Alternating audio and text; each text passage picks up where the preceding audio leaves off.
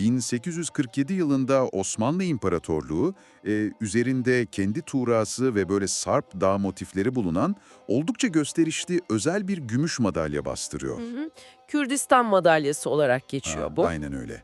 Bu madalyalar imparatorluğun o güne kadar giriştiği en iddialı ve en yüksek bütçeli idari deneylerden birini kutlamak için askerlere, işte devlet adamlarına falan dağıtılıyor. Çünkü ortada yepyeni, devasa bir proje var. Kürdistan Eyaleti projesi. Kesinlikle. Yani merkezden atanan yüksek maaşlı valiler var, yepyeni bir bürokrasi, büyük umutlar ama kağıt üzerinde böyle kusursuz görünen bu modernleşme hamlesi sadece 20 yıl sonra sessiz sedasız haritadan siliniyor. Ki bu çok trajik bir çöküş aslında. Bu sadece bir idari başarısızlığın değil, bir imparatorluğun kendi içindeki en karmaşık sosyolojik ekosistemle girdiği amansız mücadelenin hikayesi bence. Masa başında alınan modern kararların o dağların yüzyıllık sert gerçekliğine nasıl çarptığının en net örneği hani. İşte bugün bu derinlemesine incelemede tam olarak bu çarpışmayı masaya yatırıyoruz. Evet, eğer şu an bizi dinliyorsan muhtemelen sen de karmaşık tarihi olayları sadece ezberlemek yerine arka plandaki o neden ve nasıl sorularını soran, büyük resmi görmek isteyen o özel dinleyicisin. Aynen öyle, o yüzden doğru yerdesin diyoruz sana. Bugün tarihi, antropolojik ve dil bilimsel mercekleri aynı anda kullanarak çok spesifik bir kaynağı inceleyeceğiz. Rehberimiz Cemal Ülken'in hazırladığı Kürdistan Eyaleti'nin idari yapısı 1847 ile 1867 arası başlıklı yüksek lisans tezi. Evet, amacımız da bu tezi adım adım analiz etmek, işte yazarın sunduğu kanıtları eleştirel bir süzgeçten geçirmek ve o 19. yüzyılın kaotik ortamındaki bu kısa ömürlü eyaletin anatomisini çıkarmak. Tabii şunu da baştan netleştirelim. Siyasi veya tarihi olayları tartışırken hiçbir şekilde taraf tutmuyoruz. Tamamen akademik, objektif bir raporlama yapıyoruz. Bu çok önemli bir uyarı. O halde eyaletin 19. yüzyıldaki o kuruluşuna gelmeden önce biraz daha temellere, kelimelerin ve coğrafyanın arkeolojisine inelim mi? Kürdistan kelimesi nereden geliyor mesela? Tez bizi bu konuda İngiliz bilim insanı Driver'ın çalışmalarına götürüyor ve kelimenin izini modern çağın çok öncesine, yani milattan önce 3. bin yıla kadar sürüyor aslında. Hadi canım, o kadar eski mi? Sümerlere falan mı dayanıyor? Aynen öyle. Sümer kil tabletlerinde karda veya işte bölge halkını tanımlamak için kullanılan kurtiye ifadeleri geçiyor. Bunlar kelimenin kök formları kabul ediliyor. Vay be, antik bir haritanın üzerindeki tozu üflemek gibi bir şey bu. Yani milattan önce 3. bin yıldan bahsediyoruz. Başka nerelerde geçiyor? Antik Yunan döneminde Xenofon'un meşhur 10 binlerin dönüşü eseri var biliyorsun. Orada Kardukla Dağları ve halkı olarak karşımıza çıkıyor bu isimlendirme. Hı hı. O Sarp dağlardan geçerken bu savaşçı dağ halkından bahsediyordu sanki. Kesinlikle. Daha sonra İslam coğrafyacıları döneminde bölge için Biladül Ekrad, yani Kürtlerin beldesi tabiri kullanılıyor.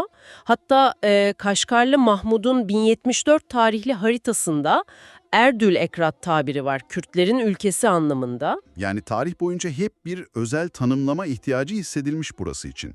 Peki neden? Yani merkezi bir imparatorluk neden sürekli burayı ayrı bir çerçeveye oturtuyor? Coğrafyanın nesini kontrol edemiyorlar? Çünkü coğrafya burada resmen bir kader, hatta bir savunma mekanizması diyebiliriz. Dağlık Mezopotamya tarih boyunca devasa doğal bir kale işlevi görmüş. Hani Fırat, Dicle gibi su kaynakları var, ticaret yollarının kilidi ama aynı zamanda geçit vermez bir yer. Evet, inanılmaz sarp dağlar ve derin vadilerle yarılmış bir bölge burası.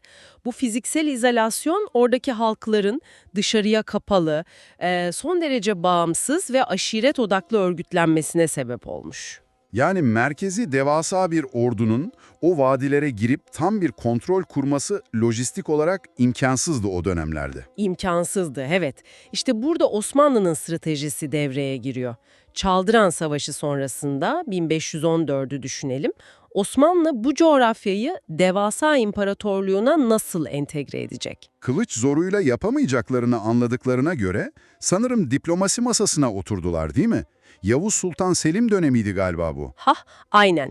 Osmanlı, Safevi İran'a karşı bir tampon bölge oluşturmak zorundaydı doğuda. İşte de burada dönemin ünlü alimi ve diplomatı İdrisi Bitlisi sahneye çıkıyor. Ne yapıyor Bitlis'i? Bölgedeki mirleri yani yerel Kürt emirlerini falan mı ikna ediyor? Evet, Yavuz'un olayıyla aylarca süren diplomatik görüşmeler yapıyor. Kılıçla değil, bak burası çok kritik, karşılıklı çıkara dayalı devasa bir feodal sözleşme imzalanıyor. Tezde buna yurtluk ocaklık veya ekrat sancakları falan deniyor sanırım. Bazı vergilerden ve standart askerlikten muaf tutuluyorlar. Devlet tam olarak ne diyor bu mirlere? Devlet diyor ki, senin bölgenin yönetimi babadan oğula geçecek, benden bağımsızsın, merkeze vergi yollamanı ya da orduma asker vermeni istemiyorum. Bunun karşılığında ne istiyor Osmanlı? Savaş çıktığında bana kendi atlı birliklerinle o Cebelülerle destek vereceksin ve sınırımı İran'a karşı koruyacaksın diyor. Baban, Botan, Soran, Bitlis, Hakkari emirlikleri hep bu sistemle yönetiliyor. Antropolojik olarak bu yapının içine girersek, bu mirlerin aşiretler üzerindeki gücü nasıl bir şeydi? Çünkü tezde o kadar da basit bir alt-üst ilişkisi olmadığını gördüm ben. Çok haklısın, inanılmaz katmanlı bir sosyoloji var orada. En altta obalar var. Obalar birleşip oymakları, oymaklarda boyları yani aşiretleri oluşturuyor. Ve bütün bu aşiret konfederasyonunun tepesinde de mir oturuyor, doğru mu? Evet ama Mir'in gücü öyle sınırsız bir diktatörlük falan değil. Gücünü o altındaki aşiret reisleri arasındaki hassas dengeyi koruyabilmesinden alıyor. Denge derken tezde okuduğum bir kavram beni benden aldı açıkçası. Hizmete mir kavramı. Çok kritik bir sistemdir o. Ya aşiret reisleri kendi öz oğullarını mirin konağına gönderiyorlarmış. Buna hizmetkar diyorlar ama bence bu resmen siyasi bir rehin alma mantığı.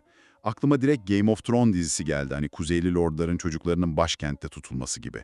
Mir bu sayede alttaki aşiretlerin isyan etmesini engelliyor, değil mi? Yani analojin çok mantıklı ama ufak çok ince bir fark var burada. Westeros'taki o rehineler genellikle izole edilmiş tutsaklardı hani. Ama hizmete Mir sisteminde konağa giden çocuklar aslında elit bir eğitimden geçiyor. Bir nevi bürokrasi okuluna gidiyorlar yani. Aynen öyle. Devlet adabı öğreniyorlar. Yani sadece bir tehdit unsuru değil bu. Aşiretlerin gelecekteki liderlerini merkezi emirlik bürokrasine entegre etme programı. Çok mantıklı. Çocuk büyüyüp aşiretinin başına geçtiğinde artık Mir'in sarayının dilini biliyor, oranın politikasını anlıyor, kendi içinde tıkır tıkır işleyen müthiş bir yerel ekosistem. Kesinlikle. Şiddet yerine diplomasi ve dengeye dayanan bir yerel devlet mekanizması var ortada. Peki ne oldu da 300 yıl boyunca sorunsuz çalışan bu sözleşme 19. yüzyılda güme gitti? Neden isyanlar patlak vermeye başladı bir anda? İki büyük dinamik var sistemi çökerten. İlki 1639 Kasr-ı Şirin Anlaşması'yla sınırların netleşmesi ve savaşların azalması. Sınır bekçisi olan Mirler stratejik önemlerini yitiriyor yavaş yavaş. İkincisi ne peki? İkincisi ve asıl sarsıcı olanı 1839 Tanzimat Fermanı. Bekle. Yani Osmanlı Devleti yüzlerce yıllık anlaşmayı tek taraflı olarak bozuyor mu modernleşme adına? Tam olarak öyle yapıyor. Çünkü 19. yüzyılda imparatorluk artık toprak kaybediyor, küçülüyor. Ayakta kalabilmek için Avrupa'daki modern ulus devletler gibi görünmek zorunda hissediyor kendini. Yani diyor ki ben artık yerel hanedanları falan tanımam, merkeze doğrudan nakit vergi vereceksiniz, asker göndereceksiniz ve ben oraya maaşlı vali atayacağım. Evet, o yüzlerce yıllık yurtluk ocaklık sistemini lağvettiklerini duyuruyorlar bir anda. Tabii o Sarp dağlardaki aşiretler de buyurun gelin vergimizi alın falan dememiştir herhalde. Derler mi hiç? Bu karar bölgede resmen bir domino etkisi yaratıyor. Peş peşe devasa isyanlar patlıyor. 1812'den itibaren Babanzade isyanı, Zaza aşiretleri, Yezidi Kürtleri, Soran emiri Kör Muhammed, Han Mahmut. Ve sanırım hepsinin zirvesi olan o meşhur isyan tezde de çok yer ayrılmıştı. Cizre Bohtan emiri Bedirhan Bey isyanı. Bu sadece vergi meselesi değilmiş galiba. Kesinlikle çok daha büyük bir mesele. 1843 ile 47 arasında Bedirhan Bey adeta bağımsız bir devlet gibi hareket ediyor orada. Kendi silah fabrikalarını kuruyor, aşiretleri devasa bir ittifakta birleştiriyor. Yok canım silah fabrikası mı kurmuş kendi başına? Evet, ama bu isyanı asıl krize sokan şey olayın uluslararası boyuta taşınması. Bedirhan Bey o bölgedeki Nasturilere, yani Hristiyan bir topluluğa yönelik çok şiddetli saldırılar ve katliamlar gerçekleştiriyor. Ha, işte batılı güçler de hemen buradan devreye girmiştir kesin. İngiltere, Fransa falan. Aynen öyle. Osmanlı'ya diyorlar ki sen kendi tebaanı kuruyamıyorsan biz müdahale edeceğiz. Bunun üzerine Osmanlı devasa bir orduyla bölgeye girip 1847'de Bedirhan Bey'i teslim alıyor. Tamam, asıl can alıcı noktaya geldik bence. İstanbul'daki masa başı bürokratları muhtemelen deli ki, oh be, isyancı başını aldık, artık bölgeye barış gelecek, bizim kurallarımız geçerli olacak. Sahada bu mu oldu gerçekten? Hayır, tam tersi oldu. Yazar Cemal Ülken'in tezindeki en büyük sosyolojik tespitlerden biri budur. Sen o mirleri sürgüne gönderdiğinde o konuştuğumuz ince denge, o hizmete mir sistemi tamamen çöküyor. Çünkü Mir sadece vergi toplayan bir tiran değildi. Hani aynı zamanda yargıçtı, arabulucuydu değil mi? Kesinlikle. Kız alıp vermeleri o düzenliyor, kan davalarını o çözüyordu. Onu sistemden çekip aldığında devasa bir güç boşluğu doğuyor. Yazar bu döneme aşiretler zamanı diyor. Merkezden atanan o zavallı valiler de muhtemelen aşiretleri zerre kadar tanımıyordu. Hiç tanımıyorlar. Sonuç, asayiş falan gelmiyor, düzinelerce aşiret bölge hakimiyeti için birbirine giriyor ve inanılmaz bir kaos patlak veriyor. Merkezi otoritenin sırf modernleşeceğim diye yerel dinamikleri hiç anlamadan yaptığı tek bir müdahale, koca sistemi nasıl çökertmiş görüyoruz. İşte tam da bu kaosu toparlamak için 5 Aralık 1847'de o büyük proje sahneye çıkıyor. Kürdistan eyaleti. Devlet bu devasa yangını söndürmek için Diyarbakır, Van, Muş, Hakkari sancaklarıyla işte Cizre, Botan, Mardin kazalarını tek bir yönetim şemsiyesi altında birleştiriyor. Ve isme dikkat, Kürdistan eyaleti. Bu isim de tesadüf değil bence. Hani hem yerel halka kültürel bir göz kırpma, hem de Avrupa'ya bak biz buranın özel durumunu tanıyor ve toparlıyoruz mesajı var. Aynen öyle bir jest var işin içinde. Tezin arşiv kaynaklarından gördüğümüz kadarıyla ilk vali Esat Paşa gibi isimler de çok özenle seçilmiş. Maaşları diğer eyalet valilerinden kat be kat yüksek tutulmuş. Hani gitmeye ikna olsunlar diye. Tabii canım, altına eclisler kurmuşlar, kaymakamlar, defterdarlar falan atamışlar. Ama benim tezde okurken en çok güldüğüm, yani trajikomik bulduğum bir detay var, şu ahlat meselesi. Merkezin neresi olacağı konusu. Evet ya, masa başındaki Osmanlı bürokratları diyor ki, bu koca eyaletin merkezini, kalbini Van Göl kıyısındaki Ahlat yapalım, lojistik merkezi orası olsun, eyaleti oradan yönetelim. Evet, kağıt üstünde çok stratejik duruyor. Ama düşünsene, modern dünyada şöyle bir şey bu. Bir holdingin yolu, interneti, güvenliği olmayan ücra bir dağ kasabasına devasa bir silikon vadisi inşa etmeye çalışması. Sırf haritada ortada duruyor diye. Harika bir benzetme gerçekten. Tam olarak bunu yapıyorlar. Kağıt üzerinde ahlat mükemmel ama saha gerçekleri, sert kış koşulları, sıfır altyapı, bitmek bilmeyen aşiret baskınları. 2 yıl boyunca inşaat malzemelerini bile ulaştıramıyorlar oraya. Hadi ya, resmen bir hayal kırıklığı. Sonra pes mi ediyorlar? Tabii pes ediyorlar. Devletin o mükemmel planları dağın gerçeklerine çarpınca eyaletin merkezini tekrar o bildik eski Diyarbakır'a taşımak zorunda kalıyorlar. Peki ya bu eyaletin ömrü? Bu kadar para döküldü, madalyalar basıldı. Neden sadece 20 yıl sonra 1867'de her şey yerle bir oldu? Bunun altındaki en büyük sebep tezde de işlenen iskan politikası. Yani o göçebe aşiretleri zorla yerleşik hayata geçirme sevdası. Neden buna bu kadar direniyor bu aşiretler? Yani göçebe olmayı sevdikleri için mi sadece? Hayır, bu tamamen ekonomik ve sosyolojik bir varoluş meselesi. Örneğin Milli, Kiki veya Karakeçili gibi göçebe aşiretlerin bütün zenginliği, bütün varlığı, koyunları ve hareket kabiliyetleridir. Devlet onlara diyor ki, inin dağlardan, size verdiğim şu bataklık veya kurak araziye yerleşin, Tarım yapın, üstüne bana vergi verin, bir de oğullarınızı askere gönderin. Yani resmen adamların bütün sosyal kimliğini, hareket özgürlüğünü tek kalemde bitirmelerini istiyorlar. Doğal olarak kimse bunu kabul etmez. Etmediler de zaten. Muazzam bir direniş gösterdiler. Ve eminim bu direniş sırasında faturayı yine bölgedeki sivil halk ödemiştir. Tezde mesela Süryani Yakubiler gibi yerleşik yerel toplulukların durumundan bahsediliyor. O yüksek maaşlı valiler bari bu insanları aşiretlerin yağmasından koruyabilmiş mi? Maalesef koruyamadı ki. Merkezin en büyük vaadi asayişti biliyorsun. Ama aşiretlerin o silahlı gücü, yeni kurulan eyaletin o derme çatma polis gücünden çok daha etkiliydi sahada. Valiler falan da sürekli değişiyormuş zaten okuduğum kadarıyla. Aynen, kurumlar bir türlü kök salamıyor ki. O otorite boşluğunda Süryani Yakubiler gibi yerleşik topluluklar sürekli baskı görüyor, yağmalanıyor. Anladım. Ve sonuç olarak merkez bu özel eyalet statüsünün hiçbir işe yaramadığını acı bir şekilde kabul ediyor. 1867'de o vilayet nizamnamesi çıkıyor ve Kürdistan eyaleti lağvedilip sıradan bir vilayete dönüştürülüyor, adı da tekrar Diyarbakır oluyor. Yani o çok görkemli gümüş madalyalarla başlayan dev proje başladığı yere sıfır noktasına geri dönüyor.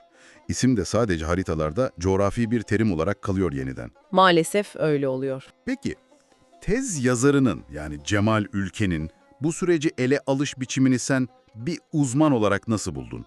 Kaynak kullanımı ne alemde sence? Şunu söylemeliyim, yazarın Osmanlı Başbakanlık Arşivi belgelerini, o devlet salnamelerini ve dönemin resmi gazetesi olan Takvim-i Vekai kullanımı gerçekten çok güçlü. Yani detaylara çok hakim diyorsun. Hı hı. Mikro düzeydeki idari değişiklikleri, işte hangi kaymakamın nereye neden atandığını mikroskop altında inceliyor gibi okuyabiliyorsunuz. Ama bu tür kurum ve evrak odaklı arşiv çalışmalarının çok klasik bir zayıf noktası vardır. Neymiş o zayıf nokta? Dış dünyayı, yani o küresel emperyalist dinamikleri gözden kaçırmak. Tez, olayları sanki sadece İstanbul'daki padişahla dağlardaki aşiretler arasında kapalı bir fanusla geçiyormuş gibi anlatıyor. Oysa 19. yüzyıldayız. Büyük oyun denilen bir emperyalizm satrancı oynanıyor orada. Aynen. Bölge tam bir casuslar arenası o dönem. Kafkasya'dan sızan Rus ajanları, aşiretleri Osmanlı'ya karşı sürekli kışkırtıyor. İngiliz ve Amerikan misyonerleri Ermeni ve Nasturi toplulukları arasında cirit atıyor, bağımsızlık fikirleri pompalıyorlar. Yani batılı devletler o demin konuştuğumuz aşiretler zamanındaki kaosu kendi lehlerine bir satranç tahtası gibi kullanıyorlar. Kesinlikle. Tezin en büyük eksiği de bu işte. Bölgenin iç idaresini anlatırken bu dış müdahalelerin o yerel idareyi nasıl sabote ettiğini büyük ölçüde analizin dışında bırakması bence zayıf bir yön. Çok haklısın. Yani sadece devletin resmi evraklarına bakarak biz satranç maçını anlayamıyoruz. Masada başka hangi oyuncular var ona da bakmak lazım. Peki, tüm bu 20 yıllık çöküş hikayesini toparlarsak bize bugün için bir tarihsel ders olarak ne söylüyor sence? Bize sosyolojik mühendisliğin sınırlarını çok acı bir şekilde gösteriyor. Osmanlı'nın o feodal yapılardan çıkıp modern bir ulus devlete geçişi, hani bir bilgisayara yeni bir yazılım yüklemek kadar kolay olmadı. Hı hı. Eskiyi sileyim, yeniyi kurayım demekle olmuyor yani. Olmuyor. Bir sistemi yıkmak, yerine otomatik olarak daha iyisini kurduğunuz anlamına gelmez.